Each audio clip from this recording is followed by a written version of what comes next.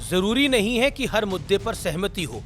असहमति जरूरी है ताकि लोकतंत्र हमेशा जिंदा रहे, लेकिन असहमति जताने के लिए असहमत होना सही नहीं। असहमति के लिए तथ्यों की जानकारी और समझ जरूरी है, क्योंकि इसी पर निर्भर करता है कि लोग भविष्य में आप पर भरोसा करेंगे या नहीं।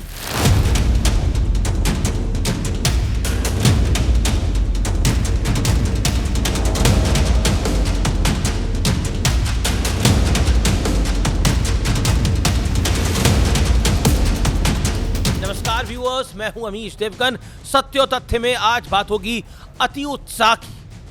किसका? पूरे विपक्ष का। अति उत्साह एसआईआर पर प्रश्न चिन्ह लगाने का, अति उत्साह चुनाव आयोग को कटघरे में खड़ा करने का, अति उत्साह में सरकार को विलेन के रोल में रंगने का। संसद में चुनाव सुधार को लेकर चर्चा हो रही थी। राहुल गांधी ने उस दौरान चुनाव आयोग पर मुख्य चुनाव आयुक्त की विश्वसनीयता पर गंभीर सवाल उठा दिए। राहुल गांधी ने पूछा कि चुनाव आयुक्त की नियुक्ति से सीजेआई को क्यों हटाया गया।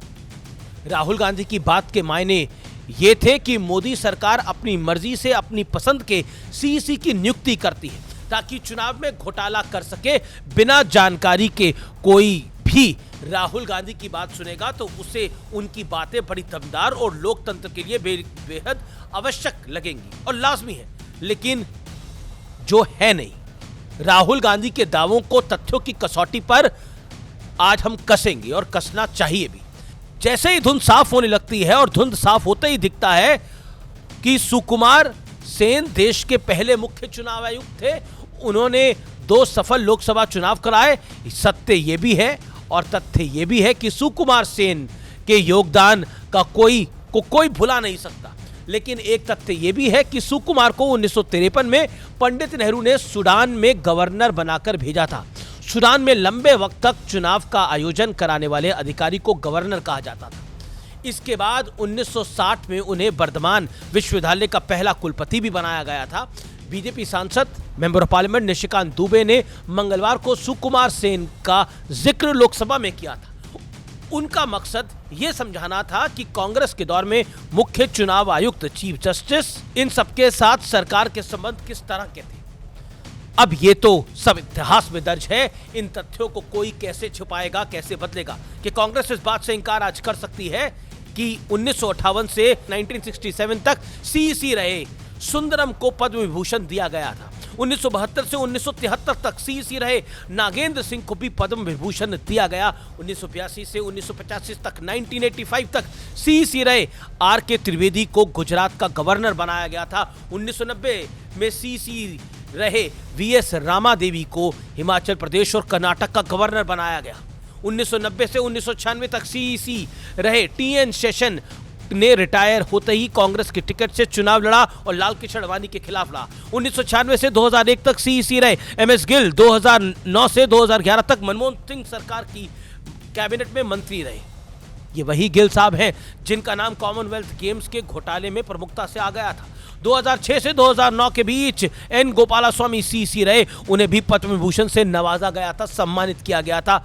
मुझे सम्मान से कोई आपत्ति नहीं है, लेकिन सवाल से आपत्ति है। सवाल यह है कि आखिरकार इस दौर में किस सीईसी को क्या मिला है। ये कांग्रेस को पटल पे रखना चाहिए, विपक्ष को पटल पे रखना चाहिए अपनी बात को सिद्ध करने के लिए। इस लिस्ट को दिखाने इसका मेरा सिर्फ और सिर्फ मकसद यही है, इन सभी लोगों के लोकतंत्र के प्रति योगदान को कम करके देखने और दिखाना बिल्कुल नहीं है। इन सभी ने भारत की चुनाव प्रक्रिया में एक मजबूत योगदान दिया है और इनका सम्मान है। लेकिन आज जो लोग संविधान का, लोकतंत्र का ज्ञान देते घूमते हैं, वो अपने जमाने में क्या कर रहे थे? पद्म विभूषण बांट रहे थे, गवर्नर के पद बांट रहे थे, कुछ को चुनाव लड़ने के लिए टिकट बांट रहे थे, कुछ को मंत्री बना रहे थे, कुछ को सांसद बना रहे थे। और ध्यान रहे, ये लिस्ट तो केवल मुख्य चुनाव आयुक्त रहे लोगों की है।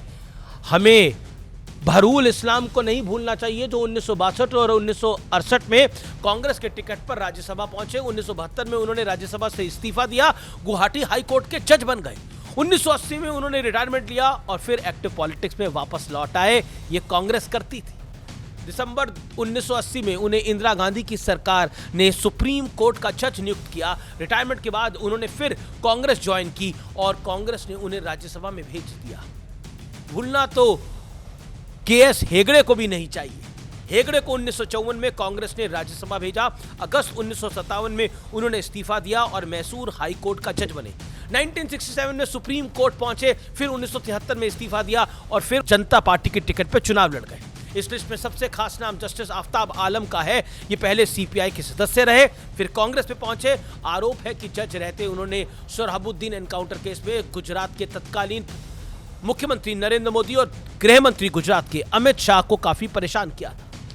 एक कहावत है, सूप बोले तो बोले, छलनी भी बोले, जिसमें 1000 छेद या फिर 72 छेद। यानी ज्ञान देने से पहले 2 काम जरूर कर लेने चाहिए। अपना होमवर्क अच्छे से करो, दूसरा किसी की बातों को काटने से पहले तर्क और तथ्य को मजबूती से चुनने चाहिए, नहीं तो हंसी का पात्र बनने में देर नहीं लगती है। राहुल गांधी जब देश की हर संस्था पर सरकार के साथ मिलीभगत के गंभीर आरोप लगाते हैं, तब उन्हें भूलना नहीं चाहिए कि इतिहास वो आईना है जिसे कहीं से खरीद कर लाने की आवश्यकता नहीं होती है। वो आईना कभी भी अचानक सामने आकर खड़ा हो सकता है। राहुल गांधी की टीम को भी सावधानी से उन बातों का विरोध करना चाहिए जो बाद में उन्हीं की किरकिरी करा दे। अब देखिए, निशिकांत दुबे ने मंगलवार को देश के पहले सीईसी की सूडान में नियुक्ति के बारे में बताया और दावा किया कि नेहरू सरकार ने उन्हें वहां गवर्नर नियुक्त किया था। कांग्रेस पार्टी की आईटी सेल की मुखिया, IT cell chief Supriya Shrinate governor शब्द को पकड़कर निशिकांत दुबे को घेरने के मैदान में कूद पड़ी। सुप्रिया श्रीनेत ने लिखा, उन्होंने जो लिखा, डिग्री दुबे फेक डिग्री की तरह सदन में फेक वक्तव्य भी देते हैं। सुकुमार सेन के रिटायर होने पर कांग्रेस ने उन्हें सूडान का राज्यपाल नहीं बनाया था। उन्हें सूडान ने 1953 में अपने पहले चुनाव कराने के लिए बुलाया था। बुड़बक अंतर तो बूझते हो ना, यह सुप्रिया श्रीनेत ने लिखा। इसके बाद निशिकांत दुबे ने जो जवाब दिया उस पर गौर फरमाइए। उन्होंने लिखा, बुड़बक कांग्रेस 1953 के दौर में सूडान के चुनाव आयुक्त को गवर्नर ही बोलते थे। 1960 में रिटायर होने के बाद सुकुमार सेन जी को बर्धमान विश्वविद्यालय का कुलपति बनाया गया था। जाहिल प्रवक्ता बर्बाद करने के लिए काफी हैं। अब गवर्नर कहते थे या नहीं, ये मैं आपकी रिसर्च के लिए छोड़ देता हूं, लेकिन ऐसी बातों को उछालने और उठाने से क्या कांग्रेस पार्टी और राहुल गांधी की मुहिम को वाकई कोई फायदा मिल रहा है या फिर उन्हें उल्टे उसका नुकसान हो रहा है? इसका फैसला भी मैं आप यानी जनता जनार्दन और कांग्रेस पार्टी पर छोड़ता हूं। इस वीडियो का मकसद ये बताना है और समझाना था कि असहमति के लिए असहमत होने से चुनाव में जीत नहीं मिलेगी। जनता का वोट पाना है तो बात वो करनी होगी जिस पर देश की जनता भरोसा कर पाए। याद रखिए, चुनाव में जीत पॉलिटिकल सेटिस्फेक्शन से नहीं, देश को संतुष्ट करने वालों को मिलती है और यही अक्सर हमने देखा है।